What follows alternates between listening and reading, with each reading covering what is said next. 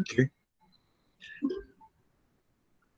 Eu não sei se vocês têm um grupo de WhatsApp, né?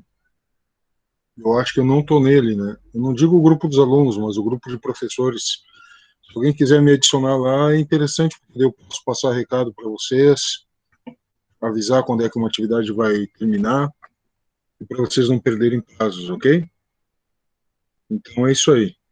Eu vou começar uma apresentação da nossa aula aqui em slides, certo? Qualquer coisa aí, levanta a mãozinha aqui para perguntar alguma coisa. Deixa eu ver se está tudo certo aqui.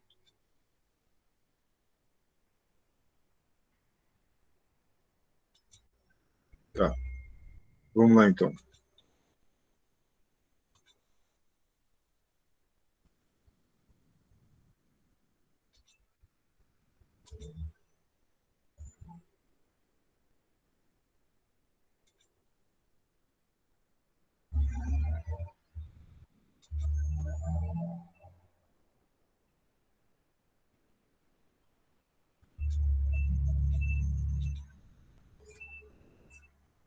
Vocês estão vendo aqui essa página escrito Dinâmica Social, módulo 6, aula 2.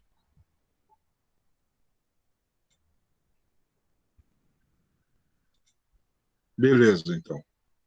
Tá legal? Então, essa aqui é a nossa aula de hoje, tá? Na aula passada, a gente viu que era uma dinâmica populacional, é basicamente o crescimento de uma região, ou a diminuição da população também, né? A migração, e como isso aí tinha a ver com a economia de toda a nação, reflexos da dinâmica populacional mundial, o que estava acontecendo no mundo. Essa daqui vai na mesma linha, só que em vez de falar tanto dos números da população, a gente vai falar mais de como ela está articulada, né? Como que está inserida no mundo do trabalho, da atividade econômica, correto? E a gente também vai começar a falar em termos mundiais, para depois ir para a questão nacional do Brasil e depois chegar na zona rural, como foi na aula passada. Não tem como a gente falar só de zona rural, de campo brasileiro, sem entender o que acontece no país como um todo e também em termos mundiais, tá legal?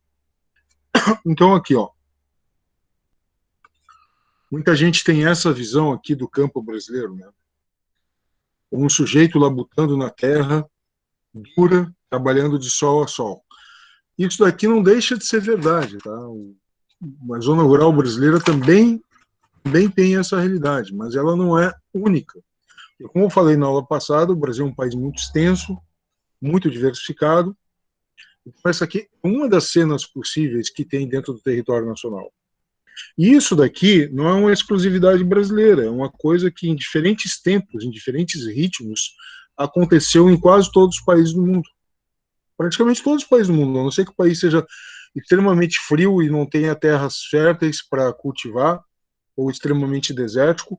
Isso aqui é uma cena que já aconteceu nos Estados Unidos, já aconteceu na Europa Ocidental, já aconteceu e muito no Japão, menos no Japão, porque é um país com menos terras, então se voltou mais para atividade marítima, mas também tem em países com poucas terras aráveis, com poucas terras favoráveis para o cultivo, tá? Agora eu quero que vocês prestem muita atenção nesse gráfico aqui, ó.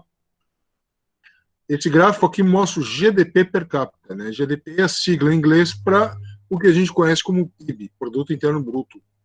Produto Interno Bruto, PIB, é a soma do total de riquezas de um país.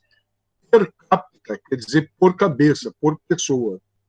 Então, tu pega o total da renda mundial, porque é o World GDP, né, o PIB mundial, e divide pela população.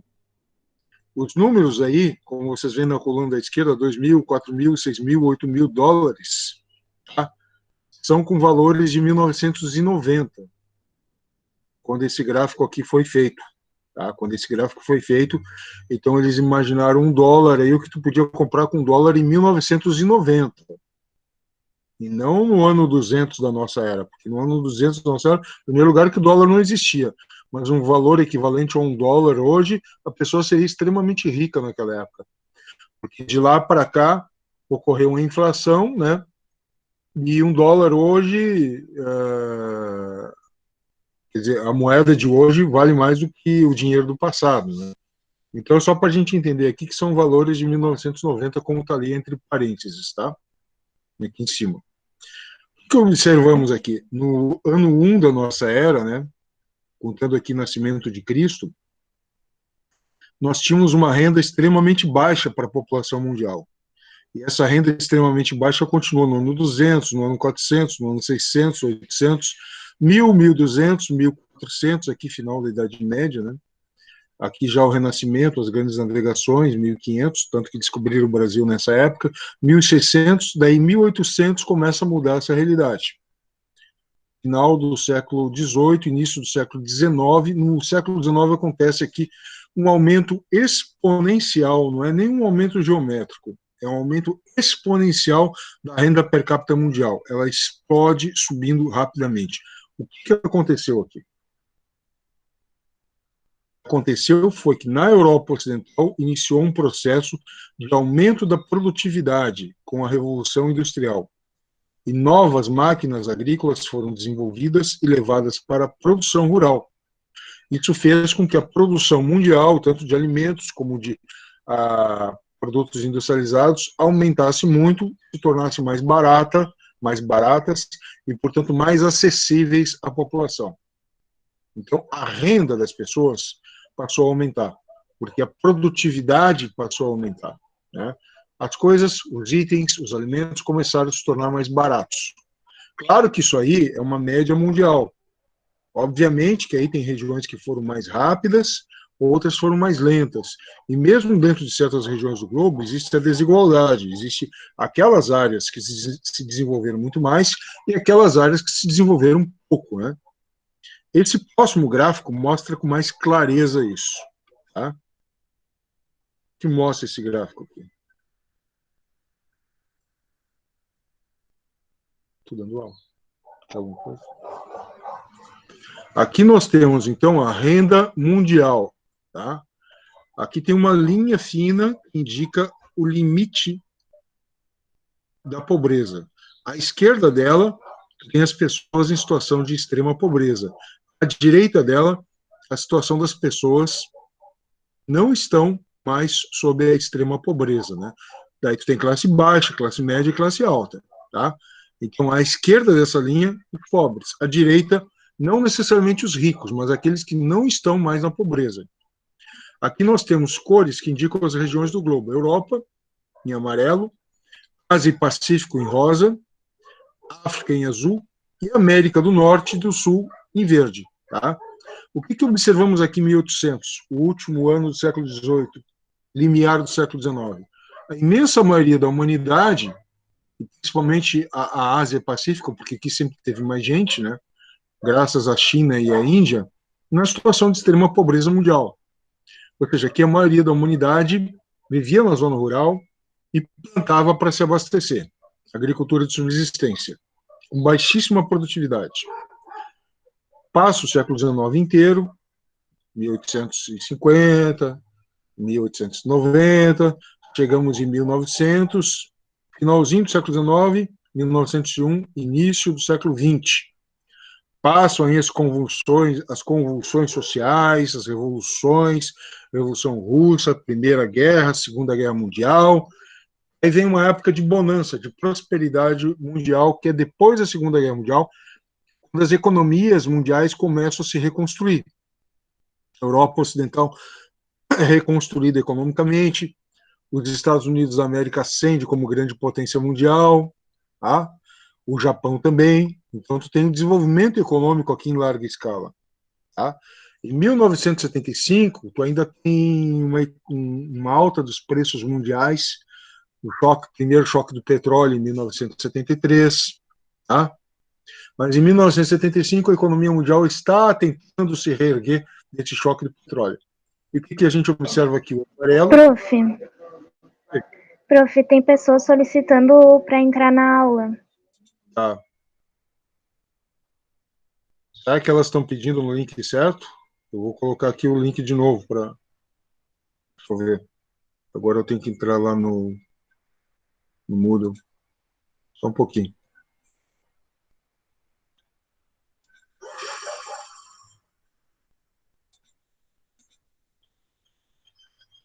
Tá, achei aqui.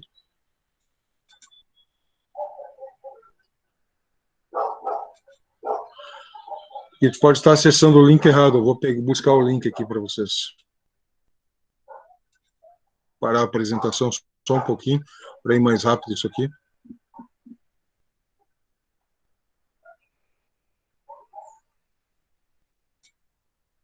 Deixa eu ver onde é que tem isso aqui. Depósito.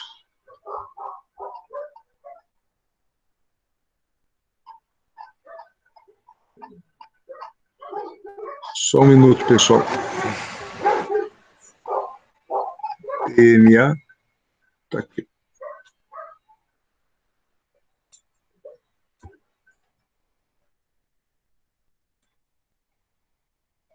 Ó, pessoal, o link é esse, ó.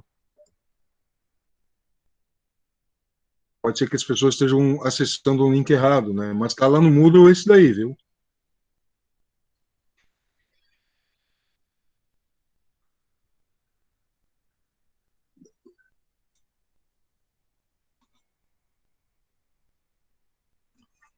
Tá?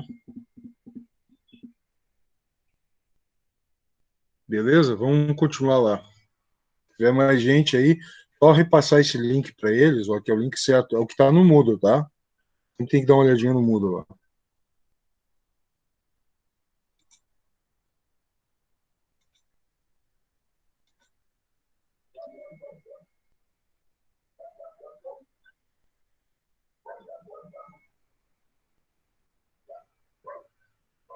Ah, que tal?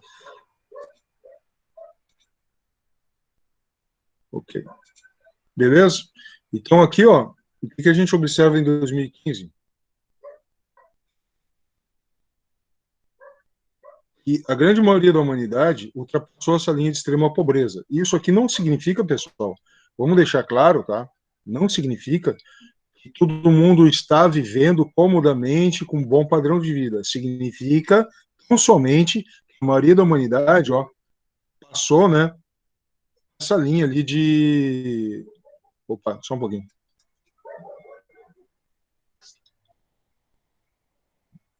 Passou aquela linha ali de extrema miséria, tá? Então é bom deixar isso aqui bem claro.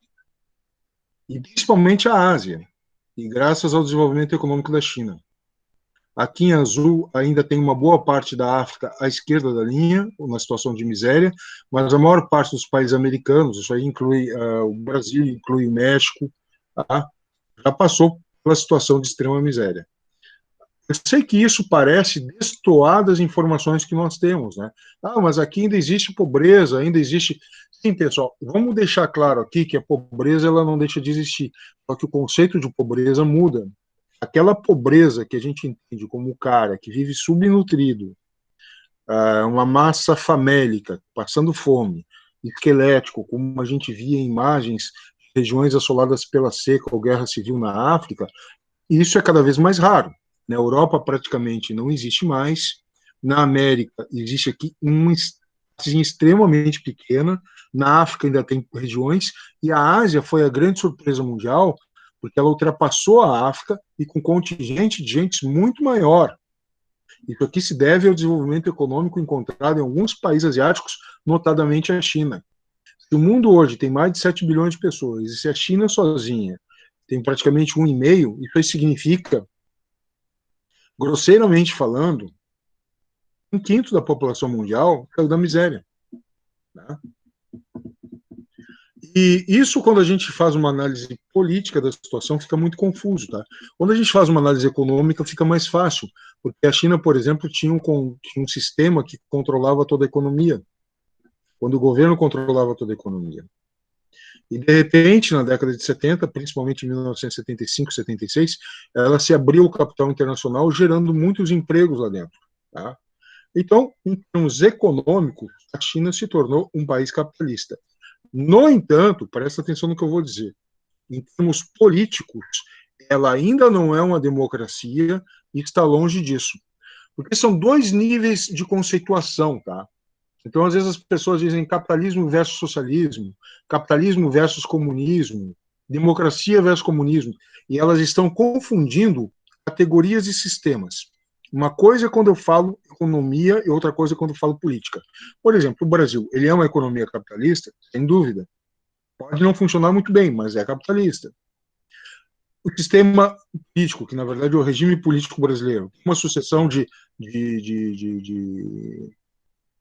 tem uma sucessão de. Peraí que eu vou fechar esse WhatsApp aí, que isso aqui está incomodando.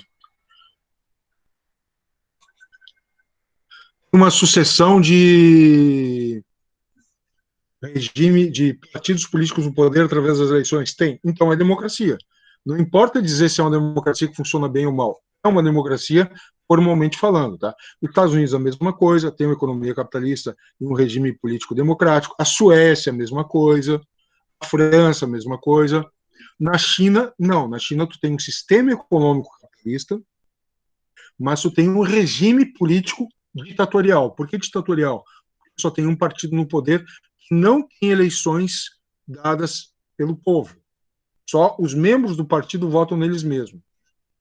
Como os membros desse partido se autodenominam membros do Partido Comunista, eu os chamo de Partido Comunista. Não porque seja o verdadeiro comunismo, de acordo com a teoria de Karl Marx. Não é essa a questão que está aqui. É uma denominação formal que eu adoto. Como é que se chama o partido que está no poder na China? Partido Comunista Chinês. Então, eles se autodenominam comunistas? Pois bem, então eu digo, o Partido Comunista está no poder. Tá? Isso não tem nada a ver com a teoria de Karl Marx, se era isso que ele queria dizer ou não. Tá? Então, vamos deixar claro aqui. Agora, em termos econômicos, a China avançou muito. Isso significa que é um sistema ideal lá dentro, que existe liberdade, conforto para todo mundo? Olha, seguramente hoje tem mais conforto, muito mais do que na década de 70, na década de 50, uma grande miséria na China. Tá? Seguramente tem mais conforto. Agora, se é um sistema ideal, eu diria que ainda está longe disso, porque ainda não tem liberdade de expressão plena, entendeu? Tu ainda não tem as liberdades, as garantias que tu tem, por exemplo, num país como a Dinamarca. Né? Então, quando a gente faz uma análise disso, vamos tirar da cabeça essa coisa de bom, mal, perfeito, imperfeito. Vamos pensar numa análise mais técnica. Tá? Qual é o sistema predominante no país? Como que ele evoluiu ao longo dos anos? Para quem gosta de futebol, fazer uma analogia aqui, é mais ou menos quando a gente fala de um jogo sem falar com paixão. E a gente fala com técnica. Tipo assim, qual foi o número de passes ocorrido? Qual foi o saldo de gol? Sabe aquela análise técnica chata? Pois bem, é assim que a gente tem que analisar a realidade dos países, das nações, dos estados, como que eles mudam. Porque se tu vai só pro lado passional, ideológico, tu fica só torcendo pelo teu time, daí tu não entende a realidade. Tá? Quando eu mostro esses dados para vocês, eu não estou dizendo que a China é no caminho certo, que ela é boa. Eu estou dizendo que ela evoluiu, e evoluiu positivamente. Se ela vai continuar assim, só a história dirá. Se os Estados Unidos vão decair, só a história dirá. Se o Brasil está no caminho certo ou ruim, mais ou menos, eu não vou dizer aqui, porque eu não misturo minha aula com política. Mas eu mostro os dados. E os dados, daí vocês concluem o que vocês acham bom. O que eu posso falar é o seguinte, que ao longo da história da humanidade, se tu fizesse um jornal que fosse editado só de 50 em 50 anos, praticamente esse jornal não ia vender, porque só ia ter notícia boa. Vacinação em larga escala, mortalidade infantil caiu, expectativa de vida dos povos aumentou. Pô, então o mundo está bom, não tem problema? Claro que tem problema. Aqui no curto prazo, olha o que acontece. É isso que acontece. No curto prazo tem guerras, tem conflitos. Então, se a gente fosse fazer uma linha da evolução da humanidade, seria assim, ó, uma linha que sobe, sobe, sobe, sobe, mas ela não sobe retinha assim, ó, como o meu mouse, ó. Ela sobe com quedas, são guerras, mortes, doenças, depois volta a subir. Depois quedas, volta a subir. Porque ao mesmo tempo que tem esses conflitos aqui que vocês estão vendo, e são só alguns que estão aqui marcados nessa linha de tempo, cada bola dessas, cada círculo desses representa o número de mortes. Quanto maior o círculo, maior o número de mortes, tá? E aqui embaixo vocês têm a linha de tempo. Vamos aumentar aqui, tá? Então aqui, ó, começa em 1900, final do século XIX, 1914, Primeira Guerra Mundial, 10 milhões e 600 mil mortos. Depois a Guerra Civil Russa, 800 mil mortos. Depois a Guerra entre China e Japão, 1 milhão de mortos. Depois a Segunda Guerra Mundial, 50 milhões de mortos. Depois a Guerra Civil na China, levou à Revolução, 1 milhão e 200 mil mortos. a Guerra da Coreia, 900 mil mortos, e assim vai. Se vocês olharem e fizerem uma análise fria, estatística, o número de mortos em guerras está aumentando ou está diminuindo? Segunda Guerra Mundial, 50 milhões. Uma das guerras mais recentes, de 1990, guerra entre massacre em Ruanda, 500 mil mortos. Uma guerra interna em Ruanda entre a própria população africana, né, entre a própria população negra, onde uma etnia, os Tutsis, cometeram um genocídio contra os Hutus. Mas também morreram Tutsis, uma guerra ali por poder. 500 mil mortos. Então, se tu comparar 500 mil mortos com 50 milhões, o número de mortos nos conflitos tem diminuído. Isso é bom ou ruim? É bom. É perfeito? Não é perfeito. Então, guarda essa frase aqui que eu vou dizer para vocês. O ideal era 0 mortes, 0 guerras. O ideal é inimigo do bom. O que eu quero dizer com essa frase? Eu quero dizer que o mundo, apesar dos pesares, apesar das guerras, apesar dos conflitos, apesar de toda a desgraça cotidiana que a gente vê no noticiário, ele está melhorando. Alguns vão dizer assim, esse professor de geografia é louco, está dizendo que o mundo está melhorando. A gente só vê coisa ao contrário na notícia. Eu não estou dizendo que não existem problemas, eles existem e não são poucos. É que se tu comparar a nossa vida, o nosso prazo de vida, 70, 80 anos, isso em termos históricos não é nada. Não é nada. É claro que a gente vê nesse período muita diversidade, muito conflito, muita crise econômica, muita guerra. Mas no longo prazo, em termos de séculos e milênios, há uma evolução. É difícil entender isso, né? Mas por isso que existem os números, para mostrar para a gente o caminho que estamos indo. Observem aqui. Analfabetismo, 1900 até 2014, saiu de 80% para 15% no mundo. Muitos vão contestar e vão dizer, professor, mas a qualidade da leitura é ruim. Sim, sei que é. Só que para pensar na consequência desse número. O que era se tu nascesse em 1900? Tu tinha 80% de chance de ser um analfabeto. E como tal, tu ia conseguir que tipo de emprego? Percebeu? Hoje em dia, tu tem mais chance de não ser um analfabeto. E, portanto, tem mais chance de conseguir um bom emprego. Não digo um excelente emprego, não digo o emprego da tua vida, mas um emprego melhor. E uma coisa que tem que ficar bem claro para todos nós, isso aí não é papo de gente que quer puxar o saco de ninguém, não. Subdesenvolvimento no mundo é subdesenvolvimento da qualidade de vida, principalmente das mulheres. Por quê? Porque a maior parte dos filhos do mundo acaba a criação sendo arcada pelas mulheres. Não deveria ser assim. Deveria ser uma coisa bem igualitária entre homens e mulheres, eu sei. Mas a realidade mostra que as mulheres arcam com o peso da criação dos filhos na maior parte dos casos. Se as mulheres são alfabetizadas, elas são educadas com o mesmo tempo dos homens, elas têm a mesma chance de emprego. E, como tal, elas vão ter mais condições de criar os filhos. Por isso que, se a gente observar que a evolução das economias avançadas, 1900 para 2010, 1900, 80% das mulheres tinham o mesmo grau de educação dos homens.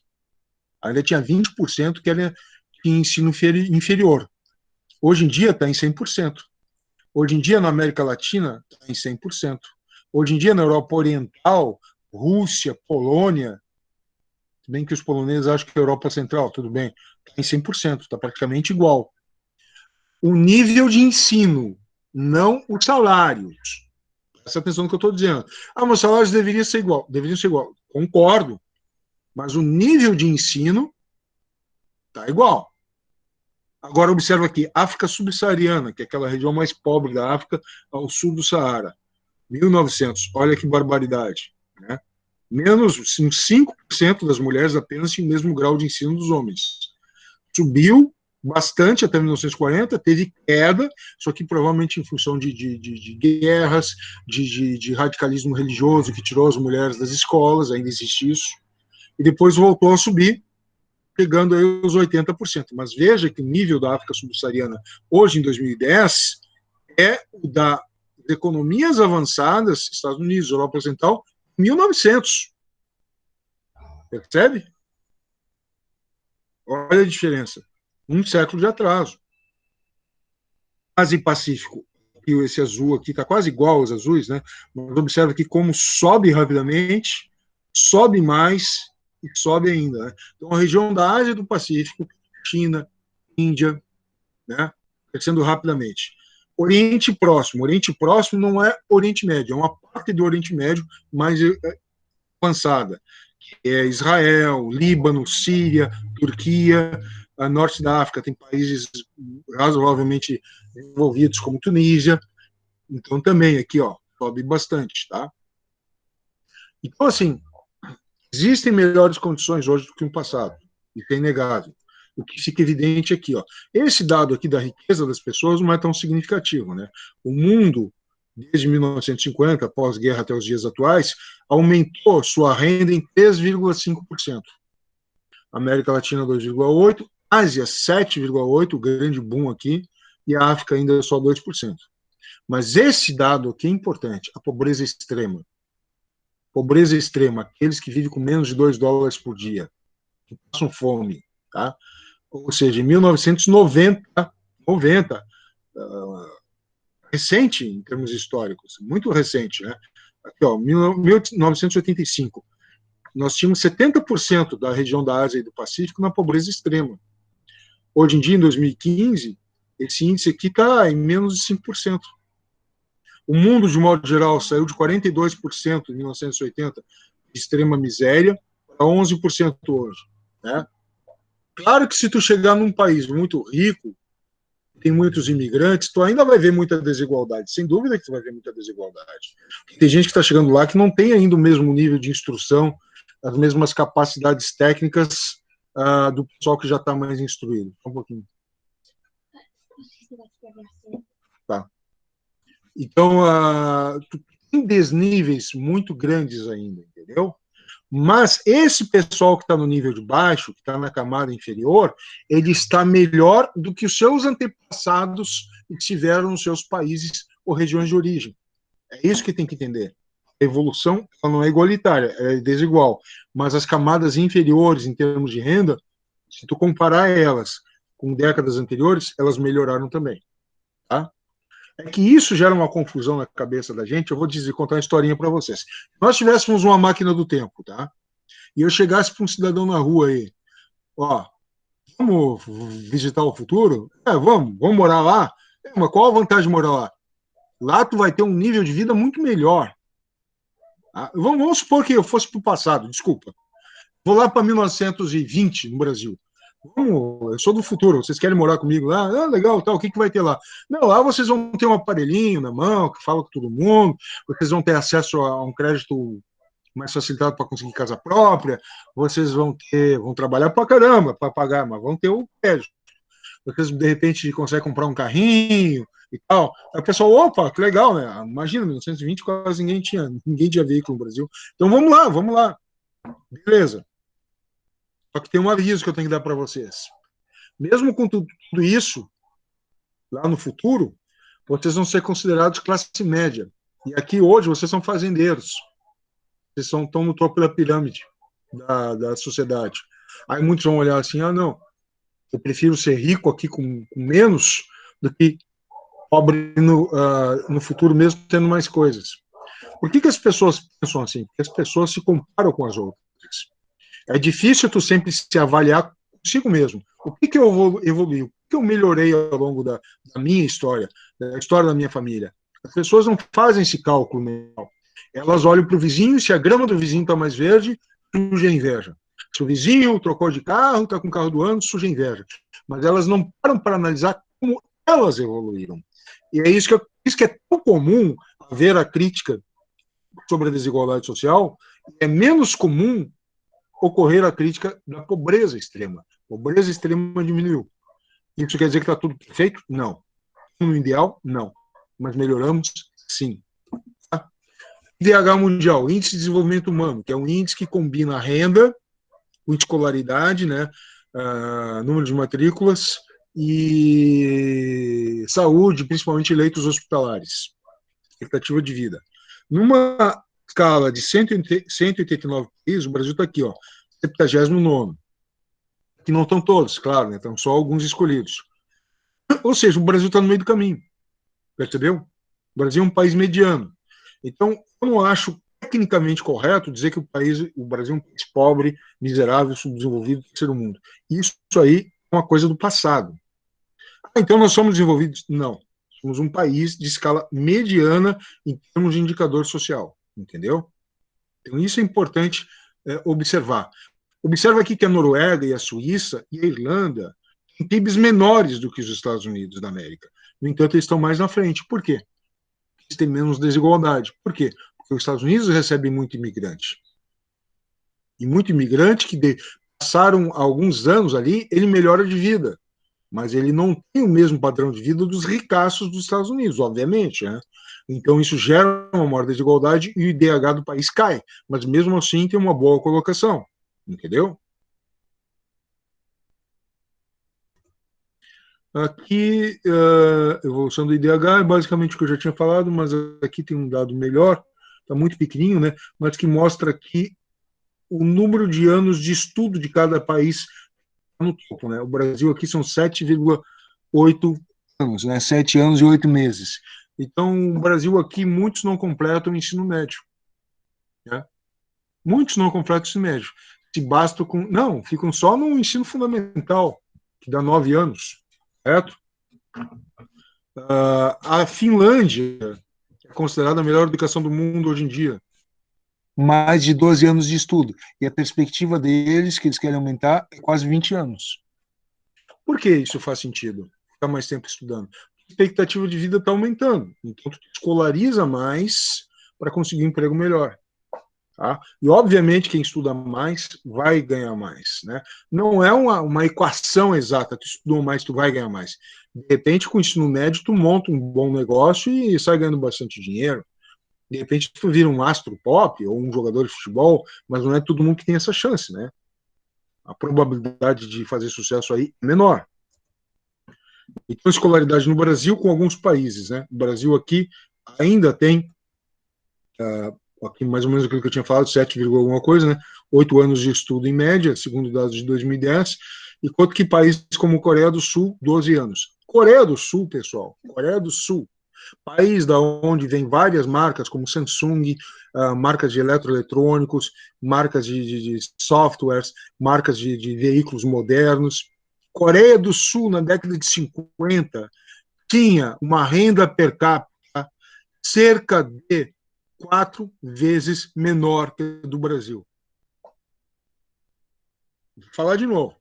Coreia do Sul, 1950, era um país miserável, pobre, e o Brasil é um país cerca de 4 vezes mais rico proporcionalmente. O que aconteceu? O Brasil caiu? Não. Ele subiu, melhorou. A Coreia do Sul melhorou muito. Por quê? Porque anos de estudo. Mas o que adianta estudar se não tem emprego? Só que acontece o seguinte, tá? Vamos supor que chegue aqui um magnata da computação. Ele quer montar uma empresa de chips no Brasil. Melhor lugar que tem, com as melhores condições, onde o clima é mais seco no Brasil, e sabe que os componentes eletroeletrônicos temem umidade, então é bom ter essas fábricas num lugar mais seco. Onde é que eu vou botar? Um lugar de clima mais seco no Brasil. Semiárido, nordestino. Legal? Legal. Vamos pegar a mão de obra local. Não tem. Não tem. Por que não tem? Porque não tem centro universitário ali formando essas pessoas, não tem ensino médio integrado ao técnico ali formando essas pessoas. Ah, mas aí traz todo mundo de fora. Uhum. Vem lá da Noruega, vou levar todos os noruegueses lá para morar no sertão nordestino, tu acha que eles vão ir? E não é contra o sertão nordestino, é porque eles estão saindo da sua terra. Tu acha que eles vão sair? Tu acha que é assim? Pessoal, não, isso aí é um mundo de fantasia, não funciona assim. A empresa ela pode ser rica, mas ela é rica justamente porque ela procura condições favoráveis de produzir. Eu estou pegando apenas um aspecto que é o da educação. Vários outros, como carga tributária, impostos, segurança jurídica, segurança pública. Segurança jurídica é muito importante. Aí tu tem muito dinheiro, tu vai montar tua empresa num país, de repente muda de governo, muda as regras? Não. Daí não, né? Então, tem vários fatores. Eu peguei apenas um aqui, nós estamos falando disso, que é a questão da educação. Tá? Aqui, Brasil e economias na mesma faixa em 1950. PIB por trabalhador empregado. Né? Então, quer dizer, aqui no Brasil, o cara ganha menos, né? Cerca de 30 mil dólares anuais em 2014. Anuais, tá? Isso aqui é anual, tá legal? E veja bem, tá? Não vou comparar com Israel e Coreia do Sul, que é sacanagem, mas pega o Chile, um país cujo PIB total dele é menor que o de Minas Gerais, mas o PIB por trabalhador subiu bem mais. Essa diferença aqui, ó, praticamente o dobro, quase o dobro do Brasil. Né? O que aconteceu aqui? Então, o que a gente tem que fazer? Parar de inventar roda, né? Ver o que os países que cresceram mais economicamente fizeram. O que eles fizeram? E aí a gente tem que estudar essas medidas, ver quais delas a gente consegue implantar no Brasil. Entendeu? Aqui, basicamente, uma relação entre renda, aqui embaixo, tá? E escolaridade, anos de estudo. Obviamente, né, que daí tem uma linha que é resultante desses países aqui que estão pontuados. Quanto maior a tendência de estudar, maior a renda média, entendeu? 131 mil dólares anuais, aí é uma boa renda para qualquer país do mundo. E aqui o aumento da escolaridade no Brasil, que eleva a renda do trabalhador, né? Isso aqui de 1992 a 2018. Um curso superior, tu teve um aumento de renda por ano em cerca de 1,7. Tua renda aumentou 1,7. Sem o curso superior, apenas 1%. Então, a chance aqui de tu não perder dinheiro é maior, não perder renda é maior, porque a inflação dos alimentos também ocorre, né? Então, se o salário, a renda aumenta mais, significa que tu tem um poder de compra mais preservado. E o cara que aumenta menos, não, ele vai poder comprar menos cada ano que passa. Aqui o aumento de renda em relação ao trabalhador sem instrução. Sem instrução. Tem um curso fundamental, tá, de 1992 a 2018, tem apenas do primeiro ao nono ano, aumentou 38% sua renda em relação àquele trabalhador que não tem renda nenhuma. Desculpa, não tem instrução nenhuma, que não tem ensino nenhum. Aquele que tem ensino médio, como vocês seguindo essa tendência, isso aqui não mudar, né? Mas provavelmente vai mudar um pouquinho para mais, um pouquinho para menos, não sei. Tem que ver depois. O ensino médio aumentou nesse período 66% sua renda em relação àquele que não tem instrução nenhuma. E aquele com curso superior, 243%. Né? Uma coisa óbvia. Né? Hoje em dia, para se trabalhar em certas funções que no passado bastava o fundamental, hoje em dia tu tem que ter um ensino médio. Né? E atualmente muitas empresas estão requerendo o curso superior e falar 2 idiomas. Né? Se eu falar 3, melhor ainda. Tá? E quanto mais técnicas, linguagem de computador, linguagem informática tu souber, é melhor, né? De computador também. Né? Por quê? Daí tu vai trabalhar com mídias, mesmo sendo do meio ambiente, tu vai trabalhar com várias coisas, exigem softwares específicos do meio ambiente. Né? Então tu precisa estar apoiado nessas novas tecnologias. Tu olhar, é que eu não botei, não ia botar um monte de tabela e dado aí, mas tu olhar, por exemplo, em termos mundiais, o único setor que não se consegue preencher as vagas é o setor de informática. Engenheiro, médico, que é bem requisitado, sempre sobra um pouquinho de profissional de vagas que são criadas. Mas no setor de informática, não. As vagas sempre superam o número de formados. Sempre tem demanda.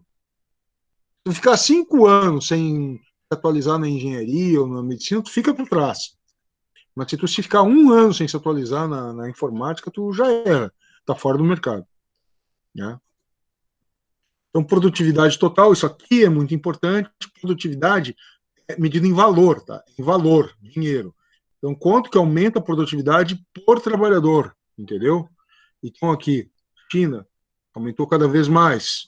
Trabalhadores passam a produzir por hora cada vez mais valor, coisas mais caras.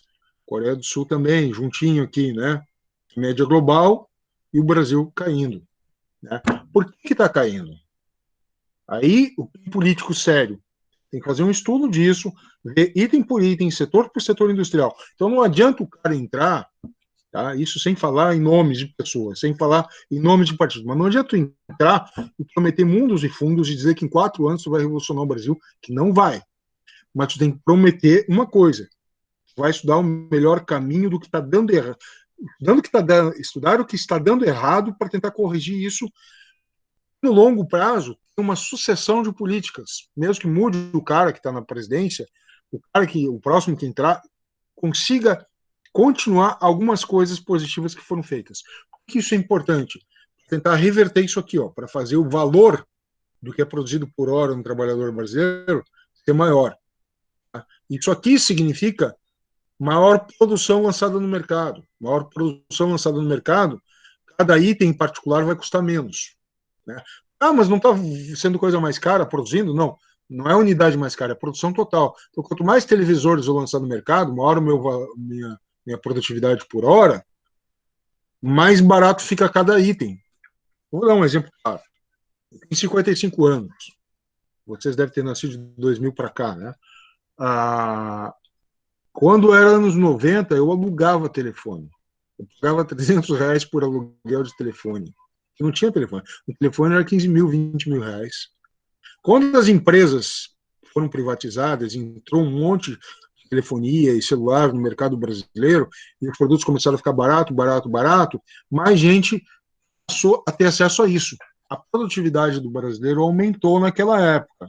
Aqui, nos 90, a produtividade, o brasileiro passou a produzir mais valor. Mas depois passou a cair de novo. Por quê? Porque essas produções novas não cresceram. Né? Então, quanto mais entrada de empresas, mais produção de valor nós temos, mais barato ficam os bens e acessíveis à população, entendeu? Então, a gente tem que ter uma noção disso que está acontecendo no Brasil.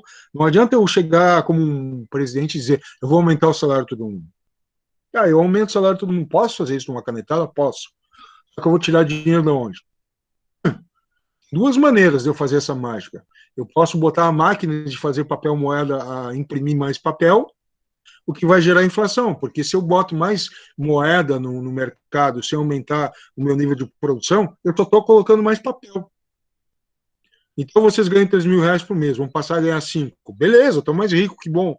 Porque não vai ter mais aumento de banana, não vai ter mais aumento de feijão, não vai ter mais aumento de ganga eletrônica, não vai ter mais aumento disso. O que vai acontecer com o preço de cada item desses? Vai ficar mais caro. Ou seja, gerar inflação. Então, simplesmente aumentar a circulação de moeda não resolve. Outra coisa que eu posso fazer, se eu aumentar o salário de todo mundo, eu vou tirar dinheiro de onde? Eu vou aumentar impostos. Então, o que adianta tu passar de 3 mil reais por mês para 5 mil se eu vou aumentar em 100% os impostos que tu vai pagar? Percebeu? Eu estou te enganando. Então, em vez de falar em aumento de salário, o brasileiro tem que começar a entender que é renda. E renda, para te aumentar, tu não precisa aumentar o teu salário. Tem que diminuir o custo de produção. Tem que diminuir o custo do preço das mercadorias. E para fazer isso, tu tem que aumentar a produção por hora. Percebeu? Para isso, tu tem que ter mais empresas produzindo e mais tecnologia. Entendeu? Aqui, o Brasil, antes de 1969, as indústrias eram concentradas aqui. Aqui, o Brasil, depois de 1995, várias empresas instaladas no Brasil. Né? As vermelhas quer dizer mais concentrada, os círculos laranja quer dizer mais espalhados. Tem mais, mas está mais espalhado, entendeu? Observem aqui, então, que teve uma descentralização, uma desconcentração das indústrias e mais empresas sendo abertas no Brasil.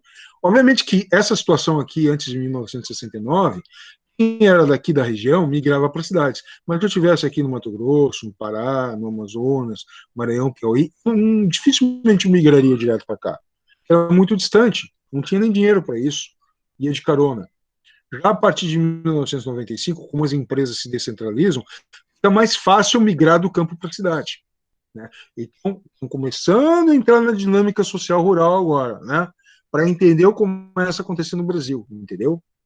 Não é que fica tudo concentrado no eixo Rio-São Paulo, é que essas empresas se descentralizam e multiplicam no Brasil. Nos anos 90 foram anos que o Brasil cresceu bastante. E antes era o quê? Antes era isso. Antes de 1930, o Brasil era uma série de ilhas em termos econômicos. Aqui no Rio Grande do Sul, no sertão nordestino, pecuária. Aqui nesse laranja, aqui, mineração. Aqui ao longo do rio Amazonas e seus afluentes, extração de borracha natural das árvores. Tá? Aí tu tinha cafeicultura aqui no interior do Paraná, no interior de São Paulo. Tu tinha aqui cana no interior no litoral do Nordeste, fumo, plantio de fumo para fazer tabaco aqui em Salvador, Mas veja que essas economias elas não estavam integradas. Produzia aqui para mandar para o exterior ou para consumo local. A integração passa quando tu passa a ter aquelas indústrias que se espalham pelo território nacional que a gente viu aqui, entendeu? Esse slide ficou péssimo, mas é que eu realmente não consegui encontrar outro, entendeu? Então vocês veem que tem poucos pixels aqui, está desfocado, porque a imagem é pequenininha, eu não consegui melhorar isso aqui. Mas basicamente é o seguinte, nós temos aqui um período que vai de 1900 até 1940, 1900 e... Tá péssimo isso aqui. 1946, tem poucos municípios sendo criados no Brasil, tá? Porque tu tinha uma centralização maior da economia. Quando tu passa a ter aqui mais indústrias, 1946 a 1964, então tu tem maior oferta de empregos nas cidades, mais municípios sendo criados. Aí depois tu tem uma época de estagnação, aí poucos, novamente, centralização da economia, poucos municípios sendo criados. Depois aqui em 1900, década de 80, né, 85, na década de 90, novamente economia em expansão, mais municípios sendo criados, né? Então, por que mais municípios? Porque as pessoas migram mais para pequenas vilas, povoados que vão crescendo e esses povoados se separam da cidade principal, criando novas cidades, novas prefeituras, são os novos municípios. Até um certo ponto eu acho bom, só que no Brasil, hoje em dia, tem muito município que não tem receita própria. O que quer dizer isso? Que ele não gera dinheiro suficiente para se manter. Aí tem que pedir emprestado para quem? Para o governo do Estado. Gera uma dívida, vai rolando essa dívida e serve só para pagar salário de funcionalismo, e não para construir mais escolas, e não para construir mais postos de saúde, hospitais, e não para construir estradas. O problema é esse. Eu estou a favor de ter município, mas desde que eles consigam se manter, entendeu? Aqui nós temos a distribuição da população rural em 1991. Os pontos vermelhos são aqueles municípios onde a maioria ainda mora na zona rural. Vejo que eles estão concentrados no norte e nordeste, principalmente, né?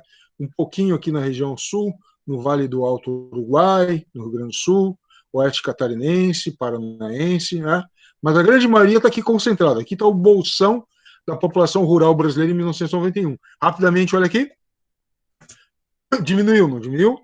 Ou seja, num prazo aqui ó, de menos de 10 anos, tá? Ou, desculpa, menos de 10 anos não, desculpa.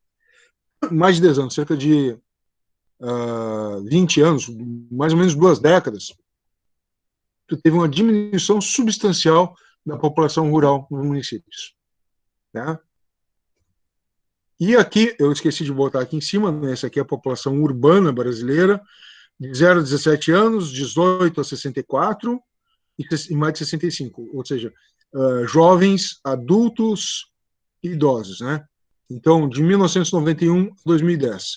Veja aqui que os jovens aumentam, depois diminui por causa da queda da natalidade, menos filhos por casal. Os idosos vão aumentando por causa do aumento da expectativa de vida, por causa da queda da mortalidade, né? E os adultos também vão aumentando em função dos jovens que vão crescendo, se tornando adultos, tá? Agora observa aqui, no mesmo período, as mesmas faixas etárias, população rural. Percebe? Os idosos aumentam, porém pouco, significativamente, os adultos permanecem estáveis, mas olha o que acontece com os jovens. Por quê? Eles não veem tanta perspectiva de emprego na zona rural e migram para as cidades. Já em áreas mais afastadas do Brasil, nas chamadas frentes pioneiras, a relação entre homens e mulheres, quanto mais de homens em relação a mulheres tu tem, né? Realmente tu tem muito mais homem aqui, ó, em Roraima, sul do Pará, Mato Grosso do Sul, parte de Goiás. Por quê? Porque aí são regiões onde tem frentes de expansão agrícola, trabalho pesado, daí os homens migram mais para lá.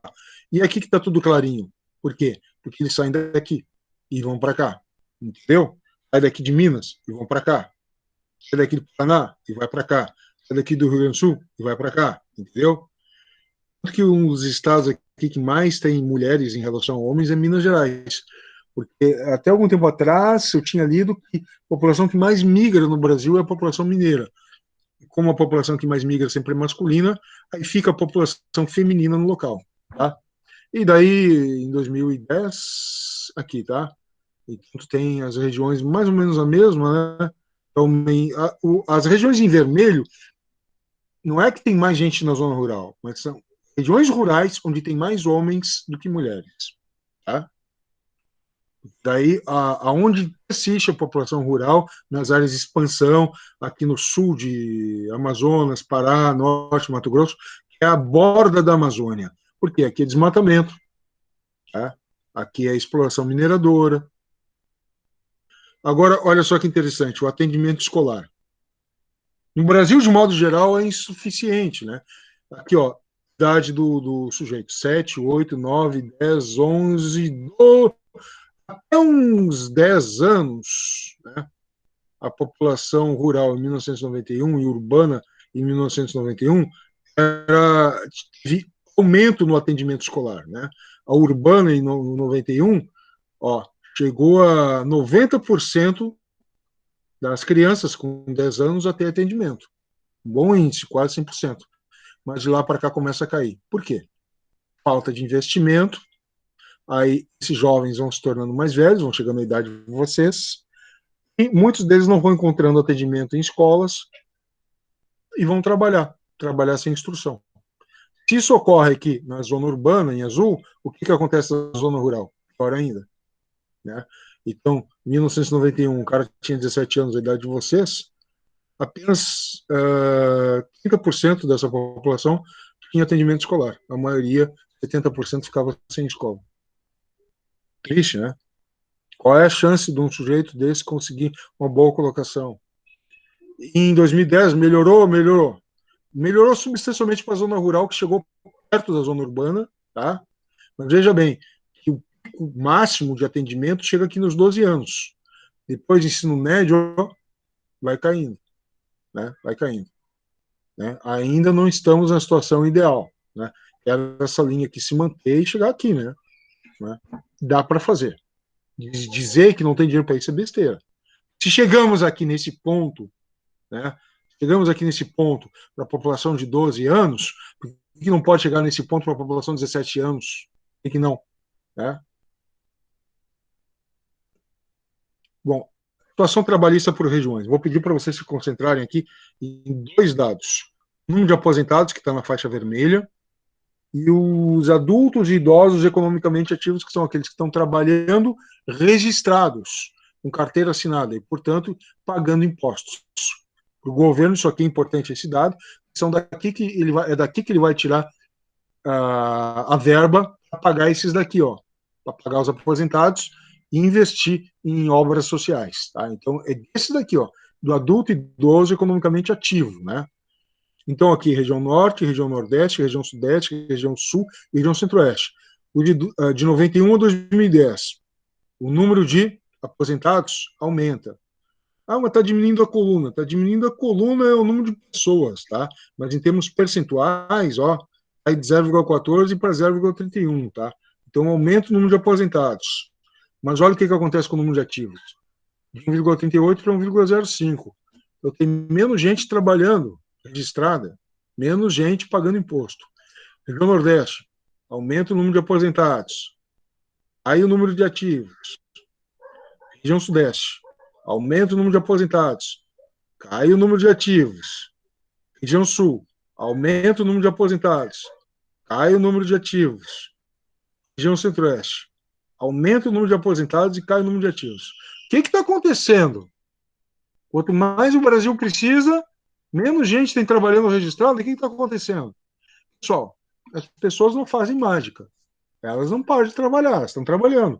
Só que elas não estão trabalhando na população economicamente ativa, que é aquela registrada pelo governo. Aonde que elas estão trabalhando? Na economia informal. Número de camelôs, de pessoas que não são registradas, que sonegam. E eu não tiro a razão porque os impostos são muitos. Então o que acontece? O cara sai fora, começa a trabalhar na informalidade. Percebeu? Aí, se o governo arrecada menos, daqueles que estão ativos, ele vai cobrar mais, tornando os impostos mais elevados. Né?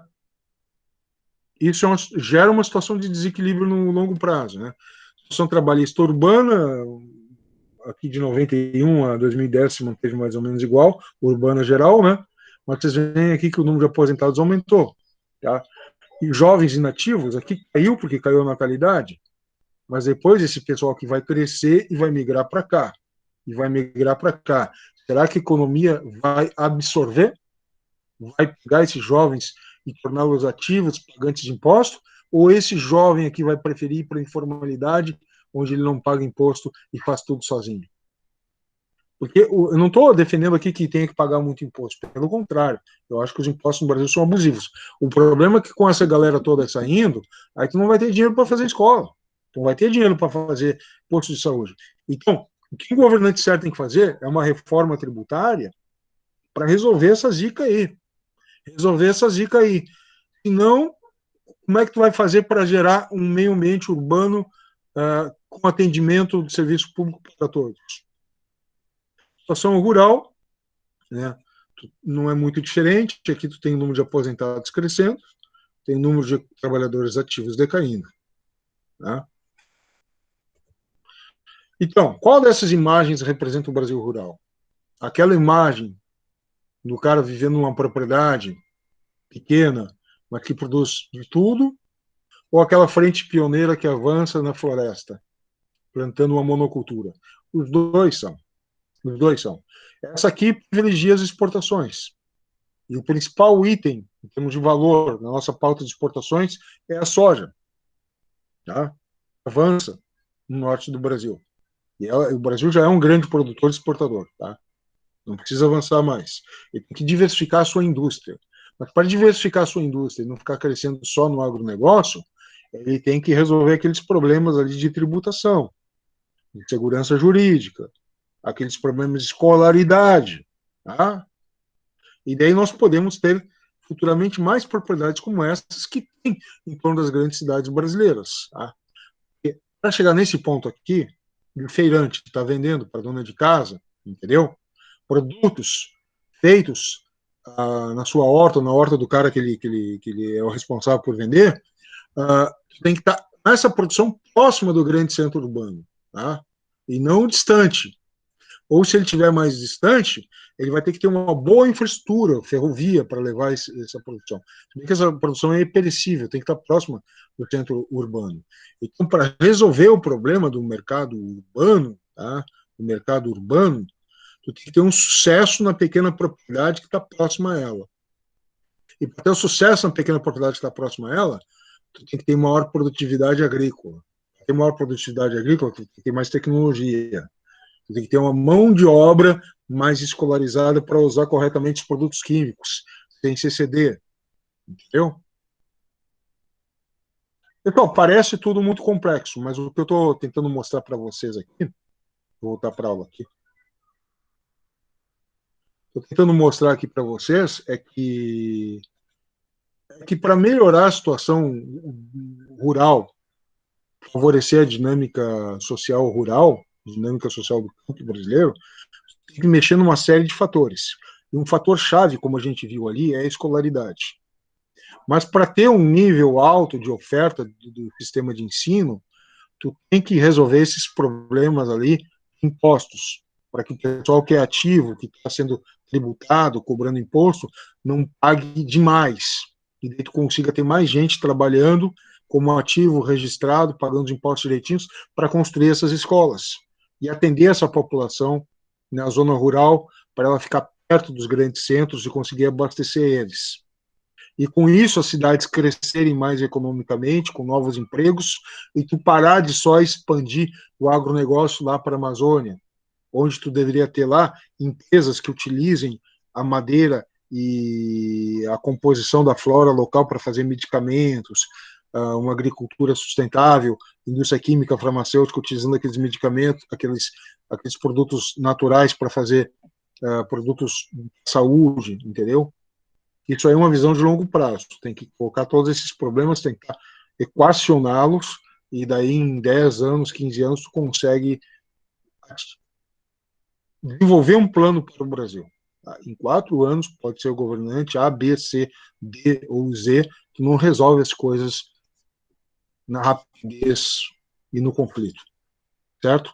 Pessoal, como eu falei aqui no início da aula, vamos ver aqui, eu vou botar aqui para o pessoal que chegou depois, tá? Esse aviso. Vou deixar aqui, ó.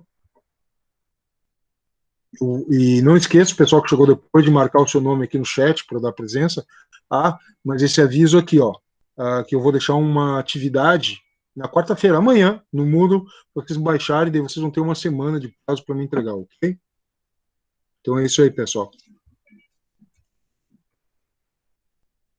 Tchau e obrigado. Foi um prazer ter estado aqui com vocês. Falou? Tchau, pessoal.